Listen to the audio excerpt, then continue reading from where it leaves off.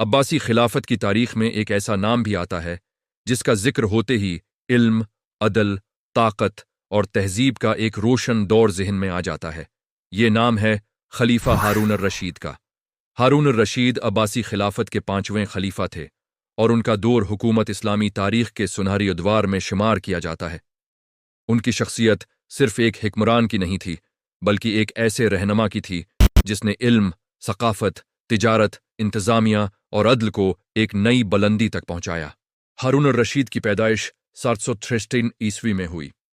ان کے والد خلیفہ مہدی عباسی خلافت کے تیسرے خلیفہ تھے، جبکہ ان کی والدہ خیزران ایک نہایت باصر اور ذہین خاتون تھیں۔ ہارون الرشید کی تربیت نہایت اعلی انداز میں ہوئی۔ بچپن سے ہی انہیں علم، ادب، فقہ، سیاست اور جنگی حکمت عملی کی تعلیم دی گئی۔ اس تربیت نے انہیں نہ صرف ایک قابل حکمران بنایا بلکہ ایک ایسا انسان بھی بنایا جو علم اور اہل علم کی قدر جانتا تھا۔ جب ہارون الرشید نوجوان تھے تو انہوں نے کئی فوجی مہمات میں حصہ لیا۔ خاص طور پر بازنطینی سلطنت کے خلاف ان کی مہمات بہت مشہور ہوئیں۔ ان کی بہادری اور حکمت عملی کی وجہ سے انہیں کم عمری میں ہی بڑی شہرت حاصل ہو گئی۔ یہی وجہ تھی کہ جب خلافت ان کے ہاتھ میں آئی تو لوگوں کو امید تھی کہ وہ ایک مضبوط اور کامیاب حکمران ثابت ہوں گے۔ 766 عیسوی میں جب ہارون الرشید خلیفہ بنے تو عباسی خلافت پہلے ہی ایک بڑی سلطنت بن چکی تھی، لیکن ان کے دور میں یہ سلطنت مزید مضبوط اور خوشحال ہو گئی۔ ان کے دور حکومت میں بغداد دنیا کے سب سے بڑے اور ترقی یافتہ شہروں میں شمار ہونے لگا۔ بغداد صرف سیاسی دارالحکومت نہیں تھا بلکہ علم، ثقافت اور تجارت کا مرکز بھی بن گیا تھا۔ ہارون الرشید کی حکمرانی کا ایک خاص پہلو ان کا نظام انصاف تھا۔ وہ عدل و انصاف کے معاملے میں بہت سخت تھے۔ تاریخ میں کئی ایسے واقعات ملتے ہیں جن سے معلوم ہوتا ہے کہ وہ عام لوگوں کے مسائل خود سننے کی کوشش کرتے تھے۔ کہا جاتا ہے کہ وہ اکثر رات کے وقت عام لباس میں شہر کی گلیوں میں نکلتے تھے تاکہ عوام کی حالت کو خود دیکھ سکیں۔ اس عمل کا مقصد یہ تھا کہ اگر کہیں ظلم یا ناانصافی ہو رہی ہو تو وہ فوراً اس کا حل نکال سکیں۔ ان کے دور میں علم و دانش کو خاص اہمیت دی گئی۔ ہارون الرشید نے علماء، فقہا، شاعراء اور دانشوروں کی سرپرستی کی۔ بغداد میں علمی مجالس کا انعقاد ہوتا تھا جہاں مختلف علوم پر بحث ہوتی تھی۔ فلسفہ، طب، ریاضی، فلکیات اور ادب جیسے شعبوں میں بڑی ترقی ہوئی۔ اسی دور میں بعد میں قائم ہونے والے بیت الحکمت کی بنیاد بھی پڑی جس نے اسلامی دنیا کو علم کا عالمی مرکز بنا دیا۔ ہارون الرشید کو ادب اور شاعری سے بھی خاص شغف تھا۔ ان کے دربار میں مشہور شعراء اور ادیب موجود رہتے تھے۔ یہ دربار صرف سیاسی معاملات تک محدود نہیں تھا بلکہ یہاں علمی اور ادبی گفتگو بھی ہوتی تھی۔ یہی وجہ ہے کہ عباسی دور کو اسلامی تہذیب کا سنہری دور کہا جاتا ہے۔ اقتصادی لحاظ سے بھی ہارون الرشید کا دور بہت مضبوط تھا۔ تجارت بہت ترقی کر گئی تھی۔ بغداد اس وقت دنیا کے بڑے تجارتی مراکز میں شامل تھا۔ چین، ہندوستان، ایران، شام اور یورپ تک تجارت کے راستے کھلے ہوئے تھے۔ اس تجارت کی وجہ سے نہ صرف خزانہ مضبوط ہوا بلکہ مختلف تہذیبوں کے درمیان علمی اور ثقافتی تبادلہ بھی ہوا۔ انتظامی لحاظ سے ہارون الرشید ایک بہت منظم حکمران تھے۔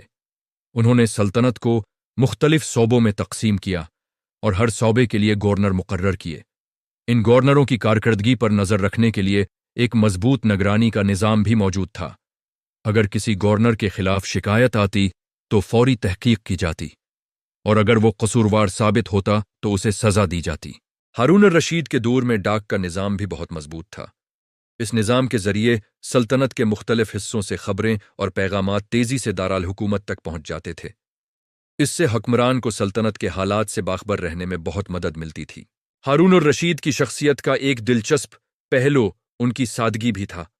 اگرچہ وہ ایک عظیم سلطنت کے حکمران تھے لیکن کئی مواقع پر ان کی عاجزی اور سادگی کے واقعات ملتے ہیں۔ وہ علماء کا بہت احترام کرتے تھے اور دینی معاملات میں ان سے مشورہ لیتے تھے۔ ان کی زندگی میں دین اور دنیا کے درمیان ایک خاص توازن نظر آتا ہے۔ بین الاقوامی تعلقات کے حوالے سے بھی ہارون الرشید کا دور بہت اہم تھا۔ ان کے زمانے میں عباسی خلافت کے تعلقات مختلف ممالک کے ساتھ قائم تھے۔ خاص طور پر یورپ کے مشہور حکمران شارلمان کے ساتھ ان کے تعلقات تاریخ میں بہت مشہور ہیں۔ दोनों हुक्मरानों के दरमियान सफारती ताल्लुकात और तहाइफ का तबादला होता था, जिससे उस दौर की सियासी हिकमत अमली का अंदाज़ा होता है। हारून रशीद की शख्सियत अदब और दास्तानों में भी बहुत नुमायां नजर आती है।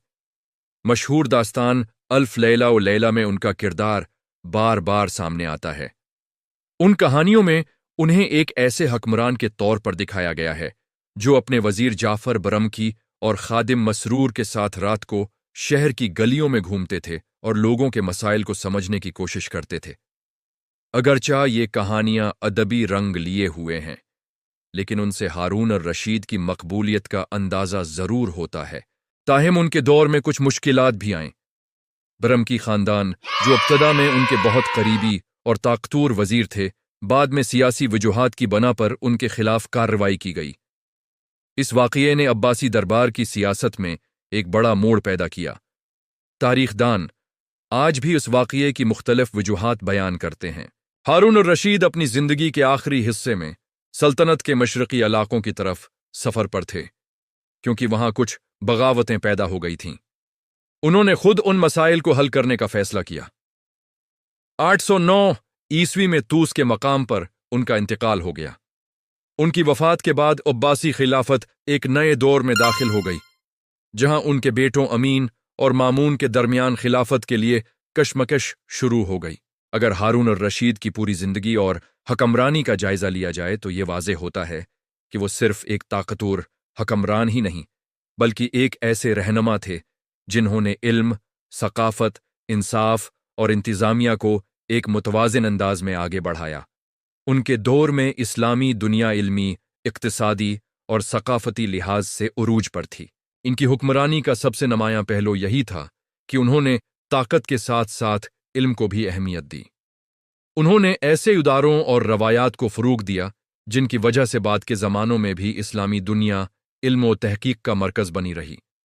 बगदाद की इल्मी फ़ज़ा, उलमा की सरपरस्ती और मुख्तलिफ उलूम की तरक्की इस बात का सबूत है कि हारून रशीद सिर्फ एक हुक्मरान नहीं बल्कि तहजीब के मेमार भी थे।